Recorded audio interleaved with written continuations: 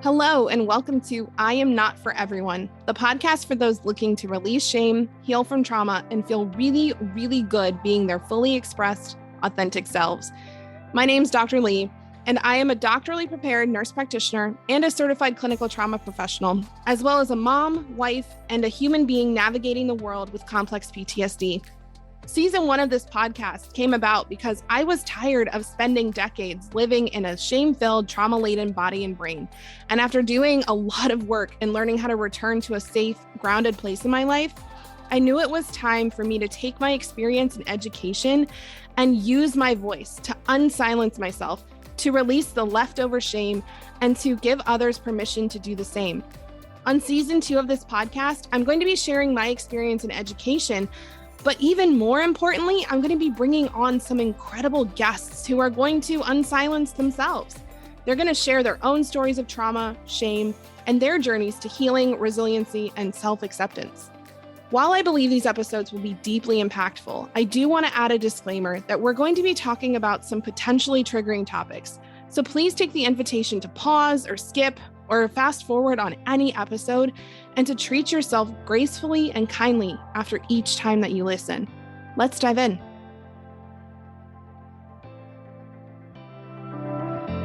Hey y'all, what's up? Getting myself set up here. Today's topic is super interesting. If you haven't joined me for this shame series yet, we have talked about money, and we've talked about body image, and we've talked about food, and today we are talking about sex. And last week we ended up putting this off because I was like, I'm not ready to talk about this yet. So just like, I was like, I need to think about this a little bit more. And plus it was a really, really busy week and I was sick. And so if for those of you who were planning on attending last week, thank you for being patient with me. We're doing it this week. And what's so interesting is that I didn't want to talk about this today in here either. And I was like, what is going on? Why don't I want to do this? Why does this feel so weird? And because normally with a topic, I'm just like, okay, I'm going to write down a couple bullet points and then that's it. And then we're going to just kind of let it flow as it goes and get into that flow state, and what comes out, channel what needs to be said and trust that. And actually the reflection that I was just doing as I was getting all of the tech set up for the live is that having this conversation, even in here, feels there's a little inkling of shame for me, which now I can meet with curiosity, knowing that that's what it is, as opposed to self-judgment, piling more shame on top, guilt, all of those things that we normally do, right? So if anybody's feeling a little bit of shame of even watching this, I'm right there with you, because we have been conditioned to not feel comfortable having conversations about sex and about trauma that's associated with sex, and about the shame that comes along with what we've learned about our sexual exploration and expression and experiences. And so, those were 3 good E's right in a row. Expression, experiences, and exploration, right? Yeah, sex is a really hard topic to talk about. It's a hard topic. And so I wanted to just start off with naming that and clearing that, right? That this is something that needs to be talked about because we are so hesitant to have the conversation. And so I think that the place to start with this is even at that point, right? That especially in Western society, in American society in particular, the way that we come at sex and our sexual expression is very dichotomous, right? It's very hypocritical in a way, right? And I'm speaking from and identifying as a hetero woman perspective. So I just want to name that here.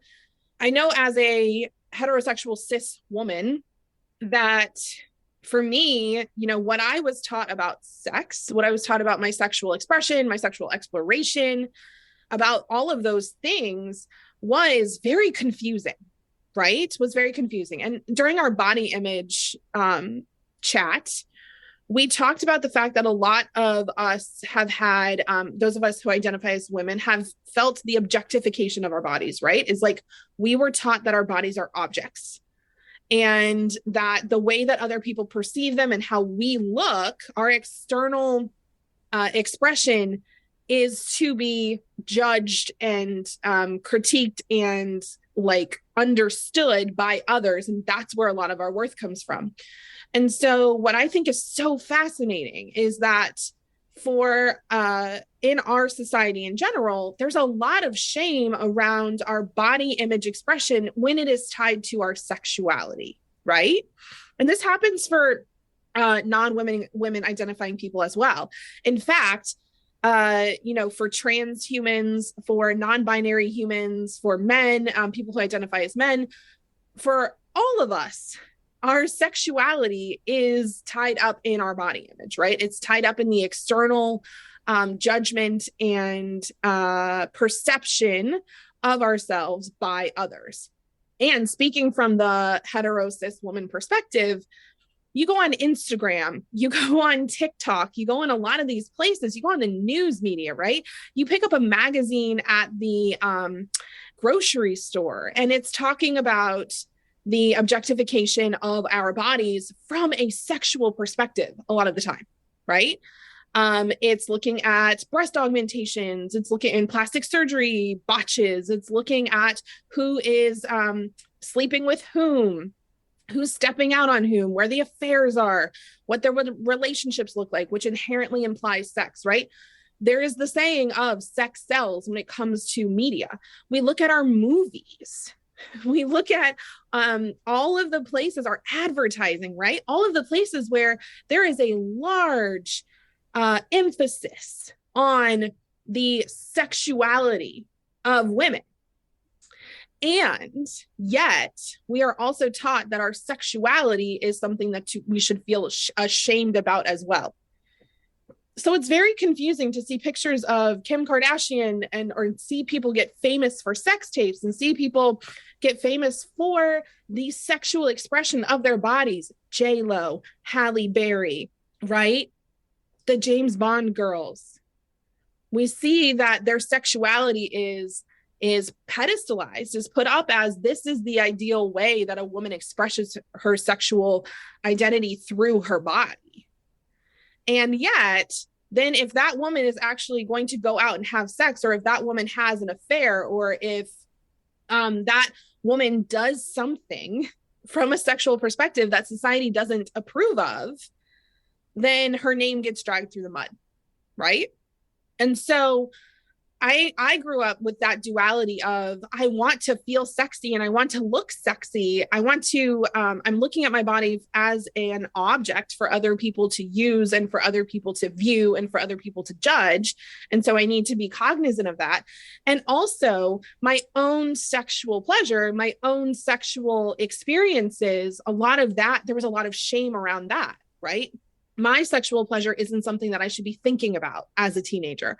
My sexual exploration is something that should be saved for a committed relationship or for marriage. My pleasure doesn't get to be prioritized when it comes to my sexual experience, right? And this was really, and I'm going to put a content warning here because I am going to talk about sexual assault. When I was sexually assaulted right before I met my husband, this was like the nail in the coffin of, okay, your sexual desires don't matter here. Your sexual desires don't matter here because even when we say no, the answer gets to be yes, right? And also, that's what you're good for. Right. I remember that thought going through my head of like, this is what I'm good for. Like, this is what men want from me. And so meeting my husband at the time that I did was such a saving grace because he was one of the first male humans to be like, no, that's not everything that you're good for. Like, that's only a piece of you. And also I only want it when you say yes, emphatically, excitedly. Right. And so, I just want to like start off with that of if you are a human who has also like been raised and bathed in that duality, right? Where you're like, okay, I feel like I need to be sexy and I need to be hot, I need to be attractive. And also I feel shame around wanting to have orgasms or wanting to teach my partner about what feels good for me or wanting to self pleasure just because I desire it or wanting to cover up my body completely because I don't want, I want to like, I don't want anyone to see me today.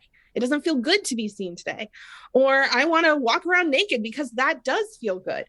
We've taken the focus off of what feels good for us in our sexual, sensual pleasure. And we've put the focus on what feels good for the other humans that are in relation to my body. And so I really wanted to speak to this, and especially for my people out there who were raised in particularly religious settings. Here's the thing. If y'all have met me, you know that I fully endorse your ability to believe whatever it is you want to believe, to ascribe to whatever beliefs, morals, values that feel good for you. And what I will say is that a lot of the religious values, morals, and beliefs that I ascribed to that I thought felt good for me, when I started doing, diving into this anti-shame work, when I started diving into trauma work, I realized that I actually had a good amount of religious trauma around sex and around my sexual expression. And 14 years out from getting married to my husband, because we've been married for 14 years now, I remember it was such a weird shift to go from you're not supposed to have sexual relations with this human that you love and adore and are attracted to, you signed a piece of paper, you stood up at the altar, you confessed your undying love for one another. Now you can do what you want to do within reason, right? Now you can enjoy sex. Now you can have sex as often as you want. Now orgasms are good, right? I don't know if anyone else watching this had that experience, but it took years for me, years to unpack all of the learning that had happened before of sex is bad, your pleasure is bad, orgasms are not okay. You should focus on love and not sexuality in your relationship. To then being like, yep, nope, you know what? Y'all go have as many kids as you want, practice all the time, right? And yeah, witnessing anyone who's listening to this who's still unpacking that, because it took, and you add on the fact that 1 in every 3 women and 1 in every, it's like something, I'm not gonna, don't quote me on the statistic, but it's something like 1 in every 3 women and 1 in every 6 to 8 men has experienced some form of sexual misconduct, sexual abuse toward them. That's a lot of humans. That is a lot of humans. And many of us have multiple sexual experiences. For me, molestation at a young age, and then a sexual assault when I was older, and just some really, really unhealthy, toxic relationships in my teenage years that involved sexual activity, right? Getting then married to somebody that is quote unquote safe, that feels safe, that I feel like this person loves me. There's still a lot of unpacking that happens around that. And that can be so hard, and there can be so much shame around that, because it's like, okay, this thing is okay now, and yet it doesn't feel okay at all. And if you haven't done the work of processing through the things that happen to you, both from a trauma standpoint and from a shame standpoint, whether that's societal, parental, religious, whatever, then the amount of shame that you experience in something that is supposed to be perfectly natural and beautiful and enjoyable and feel really good can be really high. And the fact that you're experiencing shame around that can then cause a shame spiral cycle, right? Because you're like, I shouldn't feel shame here anymore. This is now okay. Why do I feel shame? And then we shame ourselves around this even further. So I think that that's a really important piece to this conversation from, in particular, marriage, right? Marriage being a place where a lot of people are like, okay, I'm going to feel sexually expressed here now. And then we figure out that, okay, well, what my partner wants isn't necessarily what I like. or what I feel comfortable doing. My partner is still, dealing with their own stuff around that and figuring out if they feel comfortable for that. There's also just the idea and some really cool 2 new fringe spaces. And I don't want to even call them new because they've been around for a really long time, but from a out standpoint, a visible public standpoint, there's 2 really cool new fringe spaces that are gaining a lot of traction, that are gaining a lot of awareness, and that are really causing some people to look at, this is interesting. Is what I learned true about sex? Is what I learned true about intimacy? Is the shame that I've felt around these things actually something I should be experiencing? Or is this just because this is what culture has taught me? And the things that I want to do with my body or with other people's bodies is not actually harmful or hurtful. It just goes against the grain of what society has dictated as normal. And those are the 2 areas of BDSM and kink, and the areas of consensual non-monogamy. And what's so fascinating is before I started really getting into coaching at the level that I have now, where I've coached hundreds and spoken with thousands of people around a lot of this. So I'm not sharing any one client experience. This is an amalgamation of like the thousands of humans that I've worked with and been in community with around this. How many people who have sexual practices and get an incredible amount of sexual pleasure from these things that our society has demonized. And when we like really even look back historically, seeing them there, right? And a lot of other societal places that we've just said over the last several hundred puritanical patriarchal years, nope, that's not how we do things, right? So from a BDSM and kink standpoint, let me get this right. Bondage, dominance and submission, and then sadomasochism, right? Sadism and masochism, and kink, and consensual non-monogamy, meaning that our relationship is not just one human here and one human here. It's not one man, one woman. And it's not just 2 humans that have decided that they are everything and anything for each other, right? And so having had conversations with people, a lot of people in these spaces, it's really fascinating to me how much shame there still is, as sexually revolutionized as we like to pretend we are in America. There is a lot of shame wrapped up in, okay, yeah, you're allowed to have sex, and it has to be with like one person, and it has to be with one person at a time, and it has to be done in a way that traditionally no one would bat an eye at, right? And so we have a podcast episode with Carrie Lou Cowell where she talks about bondage and how that was such a liberating thing for her with anxiety and with control to be able to experience that.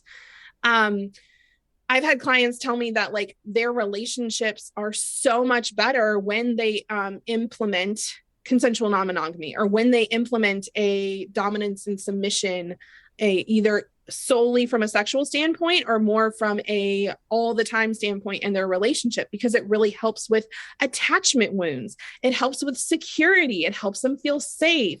It helps them heal trauma from past points in their lives. And what's been so fascinating for me is it's opened my eyes to things too, to be like, you know what have I learned? What have I been programmed into believing is quote unquote okay versus is wrong when it comes to sex and it comes to people's sexual expression. Another place is with sex work, right? With people who earn money for sex, whether that's sexual surrogacy or that is, I'm going to use the term prostitution. That's not necessarily a term that is super trauma informed to use here, but I want to use it because collectively that's one we understand. Any type of work in which you are helping people to have orgasms, you are helping people to have sexual pleasure, there's so much from a societal standpoint where we say that's wrong, that's bad, that's not okay. And yet I live down the street from 2 strip clubs that are packed every single night, right? And so we have these conversations around sex work, around pornography, around all of these things. And yet the conversation is normally around that they're bad or that they're wrong, instead of looking at them from a trauma-informed perspective, a shame-free perspective, right? We can look at, for an example, pornography, right? We can look at that many of the women who enter into roles in pornography have past sexual trauma, are doing it because of a serious financial strain, or because they are in a relationship with somebody else that is toxic and that is traumatic, and they have coerced them into doing that job. There are a lot of men that are in pornography that have similar experiences, right? And so it's not just a gender thing, right? It's not just men or women, it's any gender that experience this, but women in particular, we've seen this, right? We see people that when we have this conversation, we have this from a very trauma-informed, we want to make sure that everyone who is participating in this activity is fully consenting, and that they are not being traumatized. And at the same time, there are a lot of movements out there, like the feminist pornography movement, the consensual pornography movement, which is where pornography is made by women or by non-binary humans or by men, where every single person who is participating in that video is explicitly consenting, where there are really good boundaries, where there are really great guidelines to how things get made, who has input places, where people who are participating all feel empowered to show up in a way that feels good for them in their own sexual exploration, right?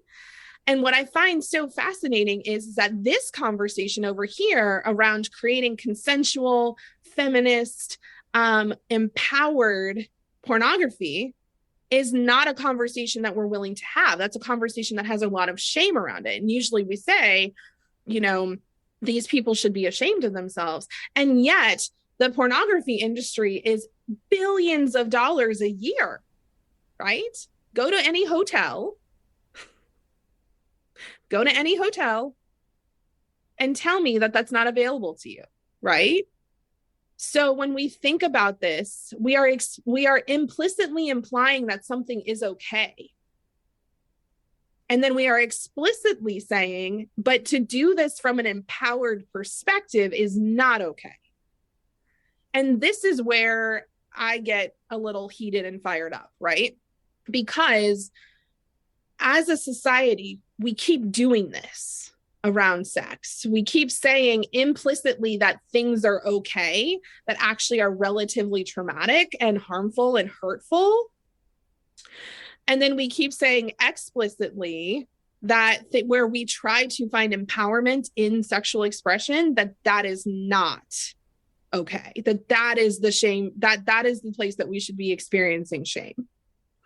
And so really bringing this conversation to the forefront, which is why I'm doing it today, even though it feels extremely uncomfortable for me to be saying words like pornography and BDSM and kink and consensual non-monogamy and all of these things on a Facebook Live and a public group where I am the founder of a institute. That feels uncomfortable. And also it's like Kim just said, it's a super needed conversation, because we really get to look at how shame is being used to disempower us as humans in our sexual expression and exploration. We get to look at how societal shame is being used to disempower us in our sexual exploration and expression. So my question for you is, and I meant to ask this at the beginning and just got super fired up and started talking, what were you personally taught about sex? What were you personally taught about your sexual exploration? It was your ability to not be a cis, hetero, monogamous human? Was that something that was even discussed? Was that something that was explicitly forbidden? Right? Did you get messaging from your parents, from your elders, from your religious leaders, from your teachers, from what you watched on television? Did you get messages that were conflicting, right? When I work out every morning, that I go to whenever I go to the gym, when I work out, we turn the news off of the TVs and we put on Charmed. It's what's on. And I remember when I was younger watching Shannon Doherty and Alyssa Milano, and I can't remember the other woman's name.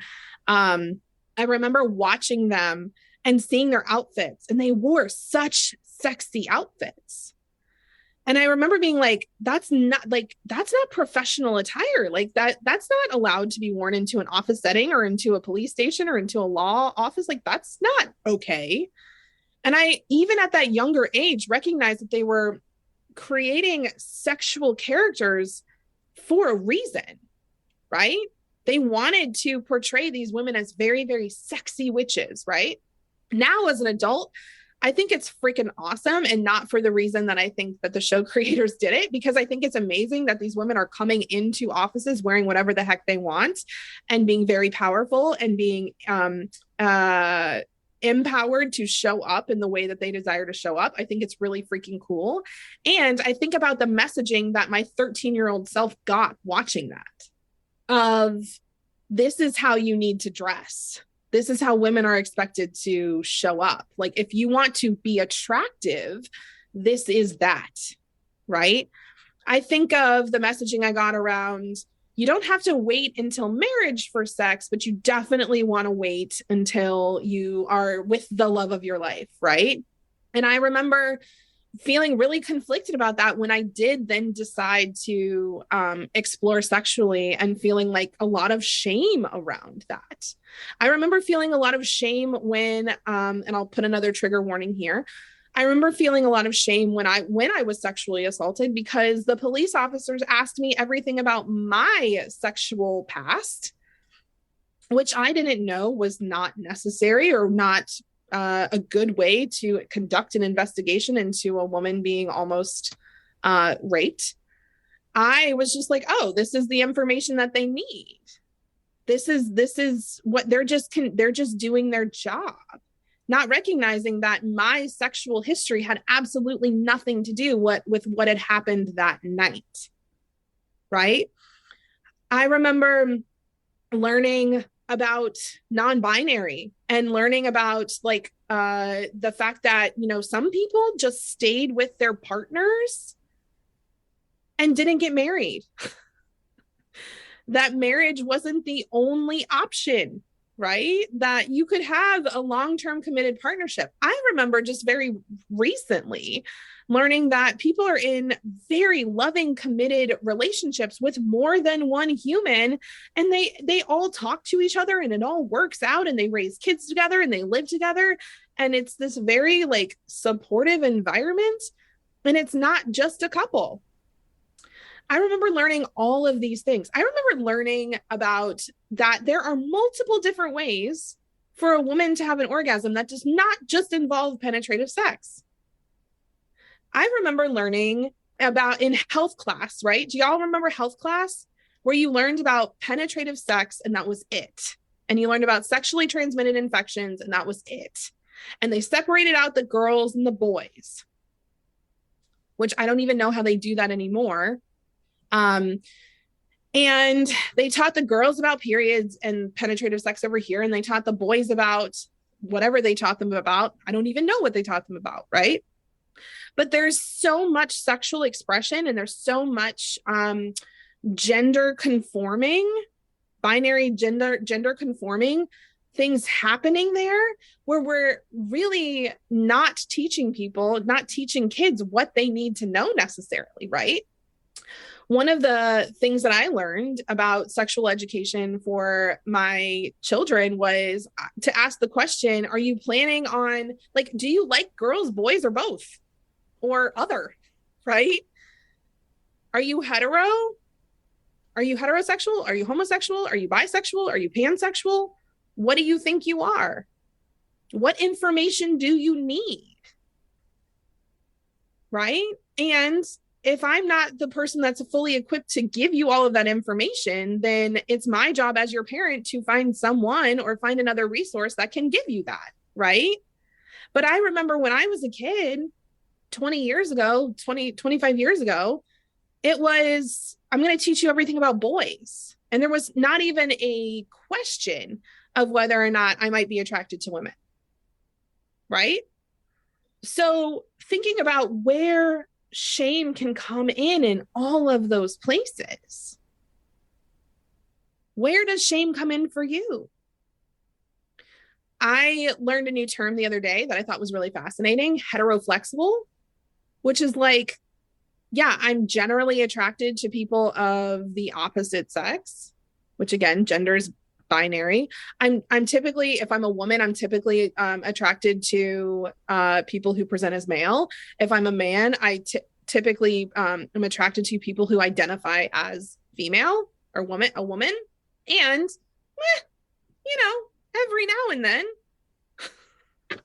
which is so fascinating to me, right? But it really goes to speak to the fact that we're starting to remove shame around the idea that we have a binary system, that we have a black and white system. Remember, shame shows up when we have a black and white answer and whenever we're in the gray. That's where the shame is. The shame shows up where there are black and white answers and we feel like we're in the gray. And we feel like we either have to conform to the black and white answer or we have to, experience shame around owning the gray. Like when you think about, when you think about the heteroflexible piece, like this is where we can start to remove shame. And one of the places we start to remove shame is saying, this is not a black and white system. This is not an either or. There is gray here. And when we want to put morals and values around something, and it's much easier to make it black and white because then we can say this is right and this is wrong. And if we start to get into the gray, then it gets more confusing. And so for a lot of people, it feels way more comfortable to stay in the black and white, this is right and this is wrong, and to even experience shame around that than it does to be fully expressed in whatever way feels good for them and own the fact that people are going to try to shame them and do the internal work to really determine. And this is a crucial question. Okay? This is one of the ways that I can tell if I should feel guilty about something or not when it comes to, this isn't not just sex, really anything. But what I ask myself is if I make this decision, if I express myself in this way, is this inherently hurtful or harmful to somebody else? Is my ability to express myself like this, does this infringe upon the rights of somebody else? Does this actively hurt or harm someone else? Now, some of you might be like, but Lee, if I told my mother that I was heteroflexible or that I was pan or that I am trans or that I'm interested in cross-dressing or that I'm interested in BDSM or that I'm interested in consensual non-monogamy, if I told my parents that would hurt them. Would it? Are you infringing upon your parents' autonomy, their boundaries, their rights by expressing your own sexual exploration? Or are you simply just doing something that they vehemently disagree with? And I think that this is the crux of this shame series where we're ending up. And I think I'm enjoying the fact that this is where we're ending up. If what you are doing to fully express yourself does not inherently hurt or harm someone, if it upsets them, if they don't like it, if it doesn't feel good, those are different things than inherent active hurt or harm. Right? There is a difference between harming somebody and someone perceiving harm. Right? There is a difference between harming someone and someone in perceiving that they've been harmed. And this is a big nuance that I've had to learn in my work as a coach and as a speaker and as a teacher and as a parent and as a partner, right? Is that just because I do something that you don't enjoy, that makes you uncomfortable, that causes you discomfort, or you decide to feel discomfort around, that doesn't mean that I've harmed you. It doesn't mean that I've harmed you. It doesn't mean that I need to feel shame around the fact that you are upset. It doesn't mean that I need to feel guilt around the fact. So I think that it's really important to ask yourself this question of, am I actively causing harm by doing what I'm doing, by fully expressing myself? Now, sometimes other people might experience harm, right? If I'm in a marriage with somebody and I decide that I want to participate in some other form of sexual activity that my partner actively does not want to participate in, then this gets to be a conversation around which thing is less harmful. Is it less harmful for me to not fully express myself around this because I really value my partnership with this human? Or is it less harmful for me to say, hey, you know what? This is always going to be a thing. This is something that I'm no longer willing to live without. And I want to work with you to find a way that this feels comfortable for you. And if we can't find that, then this isn't the right relationship for us. Right? Okay, we have a question. How would you explain this to a couple where one person may choose self-pleasure over intercourse? Would you consider that as harming the other partner who's not getting the intimacy they desire, or perceived harm? Honestly, this is a conversation around needs. Why is this person choosing self-pleasure over co-pleasure? What is going on with this person? Is there some trauma that needs cleared out? Is there a lack of perceived safety in intimacy with this other human? Is this generally this person's just not being a considerate, kind, compassionate human, and this isn't a relationship that is going to actively work, right? For those of you who are in my or who are in the TRIPS program, right, the Trauma Informed Psychologically Safe certification, we've talked about this around boundaries.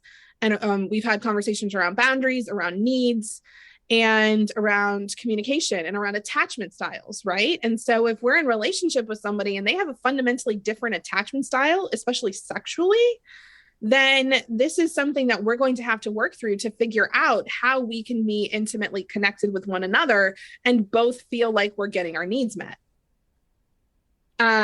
That question is a little hard to answer here without more context. That'd be something we'd have to dive into. But really looking at perceived harm, likely this is just a lack of communication. This is a lack of feeling safe in communicating needs, either by one or by both parties. And so there gets to not be shame around that, right? Maybe this partner actually has some shame around being intimate with their partner.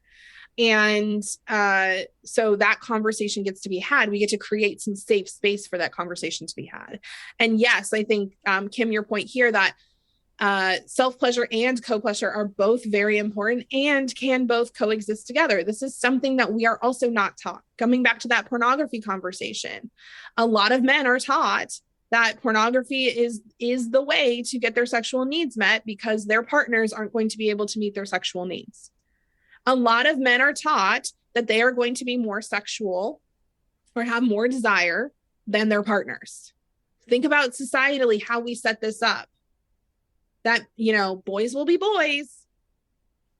They have urges, they have needs. Girls, cover up your bodies because men have urges, right? A lot of shame around that. But thinking about the pressure that puts on men as well around how they have to show up sexually, how they have to hit on other humans that they enjoy, how they try to enter into sexual relationships with other humans that they enjoy, right?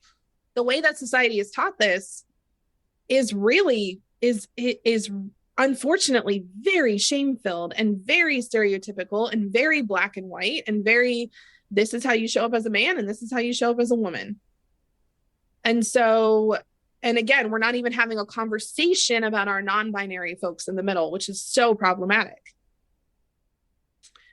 So really, this is an invitation for you to look at, what were you taught in church, in school, at home, with your friends, through movies and TV and your peers, right? How does what you learn affect how you show up towards sex now?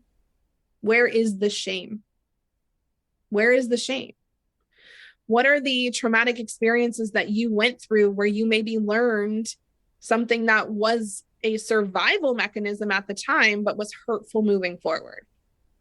What did you learn? And is that knowledge, is that knowing still serving you in your relationship today? Or is this something that you get to unpack and release? And just really asking yourself the question moving forward when you go into exploration or you go into expressing yourself more of, am I actually causing somebody harm? Or do they just feel hurt? Do they just feel uncomfortable? Is it uncomfortable for me to show up somewhere and be dressed very androgynously and for someone to not be able to tell if I'm a man or a woman? Is it just really uncomfortable for them because it's forcing them to see that the world isn't black and white and they've taken a perspective of black and white? That's not harmful, but it may feel very uncomfortable and it may feel hurtful to that human. And yeah, to go back to the self-pleasure over co-pleasure, right? If one partner is prioritizing self-pleasure over co-pleasure and the partner who really wants co-pleasure is expressing that their needs are not being met and this other partner is making no attempt to work towards those needs, that would be then a question of, do I want to be in a relationship with somebody where when I very clearly communicate my needs, they don't listen? When I set boundaries, they violate them. When I try to communicate, it's not met. That's an important question to ask at that point. Okay, any questions? I kind of jumped all over the place with this. Like I said, I thought about planning this one out and then just thought, you know what, we're just going to go with it because I'm not going to shame myself around this. And I really appreciate all of the participation from everyone in the comments and the likes coming through. That means a lot to me. But any questions, any other topics you want me to cover? We got like 15 more minutes. Oh, there's one more thing I wanted to talk about. We talked about sex and gender and the shame around that. We talked about sex and like these more shameful desires that you may have around BDSM, kink, consensual non-monogamy, cross-dressing, like any of those things, right?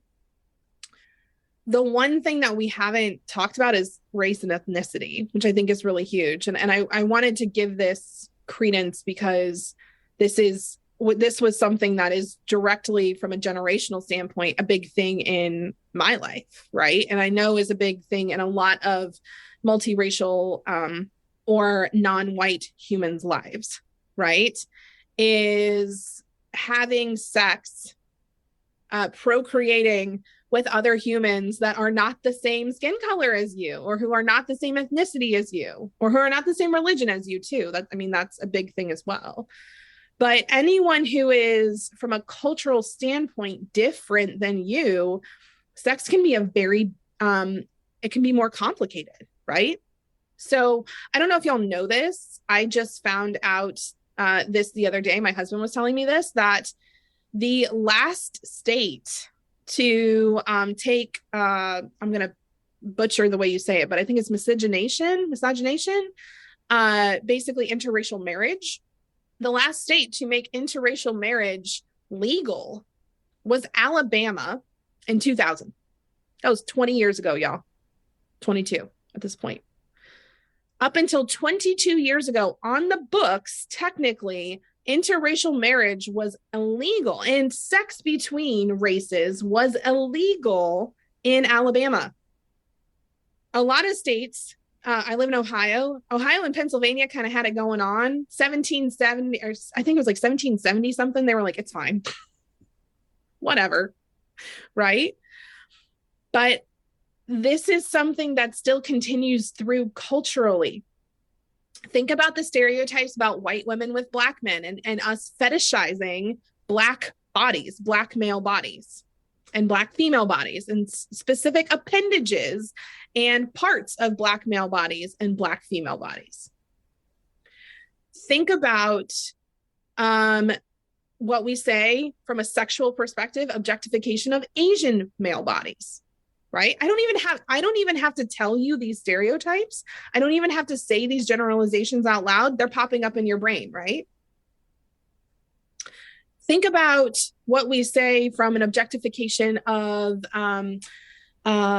Middle Eastern or certain religious groups, women who belong to certain religious groups, of how they cover their bodies, how they adorn their bodies, what we say about that, right? Think about these things. Where are we shaming humans for their physical and sexual presentations? And where are we shaming humans around who they decide to procreate or enjoy sexual exploration with in terms of culture and race and ethnicity, right? As somebody who is from a multiracial, has multiracial lineage, I've seen the effects of people in certain sides of the family not being okay with members of that family marrying outside of the race or having sex outside of the race or procreating outside of the race. So that's just something that if you are white and you're like white, you're Christian, you married a white Christian, this is probably something you never thought about, right? But there are some places where if you it's not like you never even thought about it because it wasn't even allowed for you to consider sexually exploring or expressing yourself with somebody of a different race or religion or ethnicity, right? Okay, so coming back to a couple questions here. How would you suggest a conversation with family who may not be comfortable with your sexual choices if they're not accepting or willing to be educated? Just curious. Honestly, I think if you've broached the conversation and then they're not open, you just do you. I am really big in this is a comment I love to say when people want to make a comment on how I show up in my life or what I do in certain places. I just say, thank you so much for your perspective. And I move on. Thanks so much for your input. That will make them very frustrated. And also, if it's from the what is it, Bambi? Thumper says this. If you ain't got nothing nice to say, don't say nothing at all, right? I mean, that's not always the case here, but here's the deal. You sexually expressing yourself does not harm me. Unless you are sexually expressing your desire to be with me, and I have repeatedly told you that I'm not interested, and you continue that, that's the only hurtful, harmful thing that can happen here. You going out and loving someone or loving yourself or, doing whatever it is that you do in terms of your sexual exploration, you're not hurting me. Unless you are infringing upon my rights as a human to my own body autonomy, which you're not doing. Since there is so much shame around sexual expression that is not vanilla monogamy, right? Vanilla monogamy. My kink people know what vanilla means, right? Vanilla means not kink.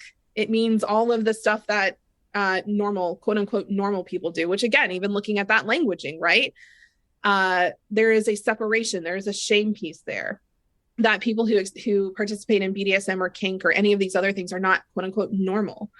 How do you suggest approaching the topic with people you know or safely finding like-minded people? Well, I'll just say this group is a very accepting group.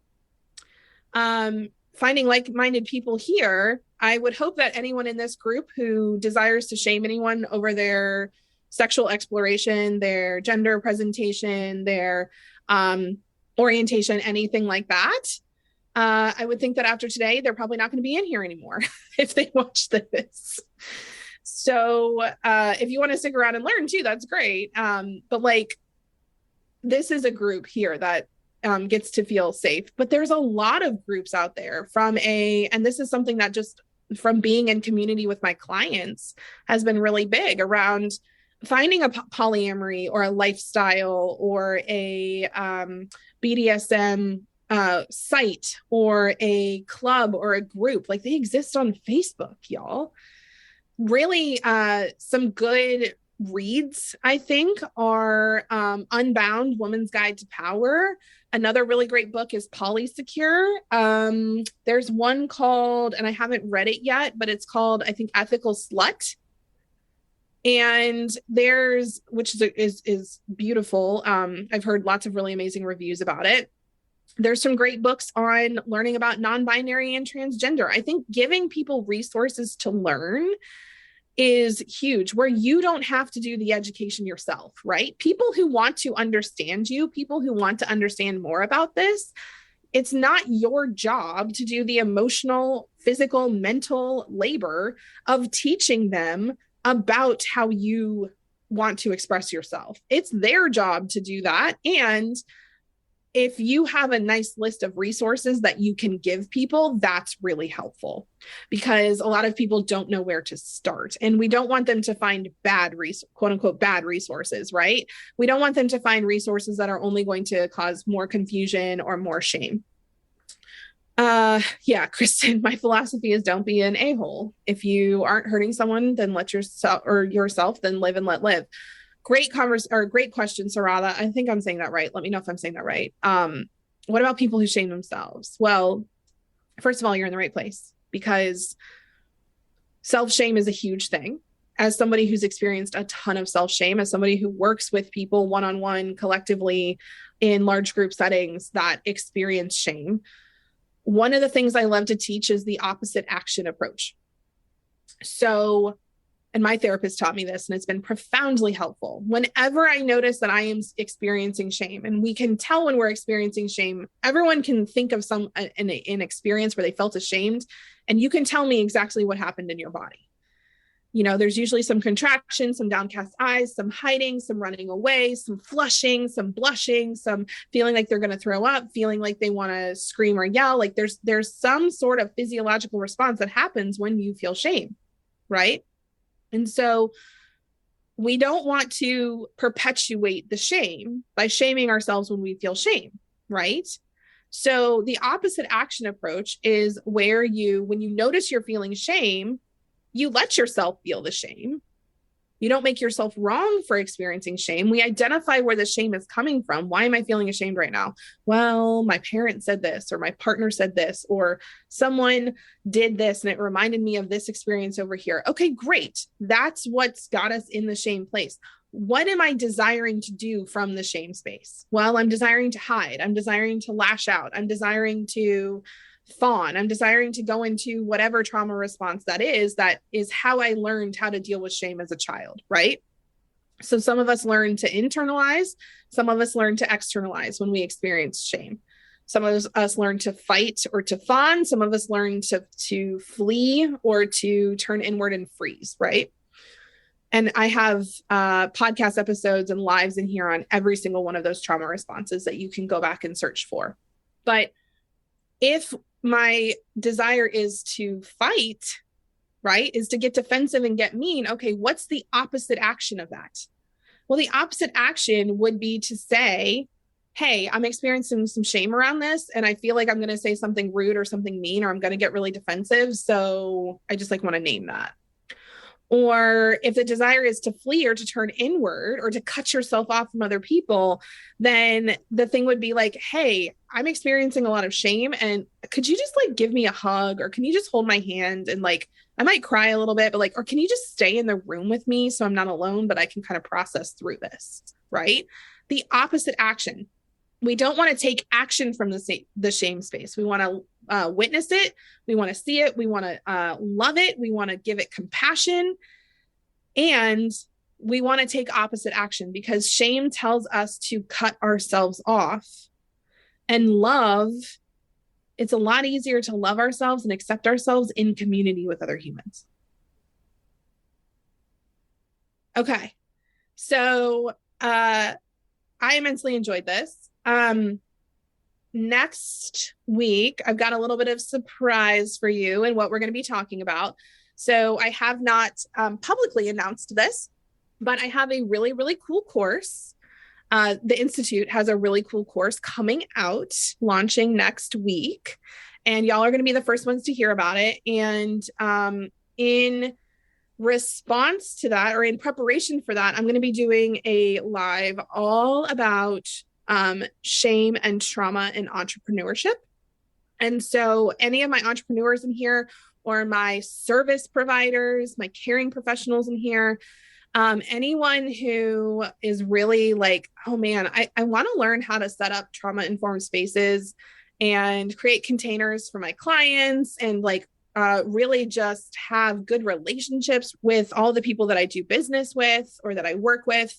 I have a really cool thing coming your way. So tune in next week. We'll be talking about trauma and entrepreneurship. I'll be debuting that all for you first. So you'll get first crack at it, which is really exciting. And I can't wait to share it with you. So if you're watching this on the replay, you can hashtag replay, and I will come back and answer any questions you ask throughout. You can tag me if you want, and that'll be a lot easier. I can come find the spot for you. All right. Love you all. Have a great rest of your week. I'll see you next week. Thank you so much for listening to today's episode. If you're interested in learning more about how you can help yourself and others release shame, heal from trauma, and create healthier, safer, more mutually beneficial relationships, I want to invite you to head to our website, institutefortrauma.com. At institutefortrauma.com, you'll find free resources, be able to connect to our free online community, and view our courses and trainings, including our foundational trauma-informed, psychologically safe certification, aka the TRIP certification. Head to institutefortrauma.com today to learn more.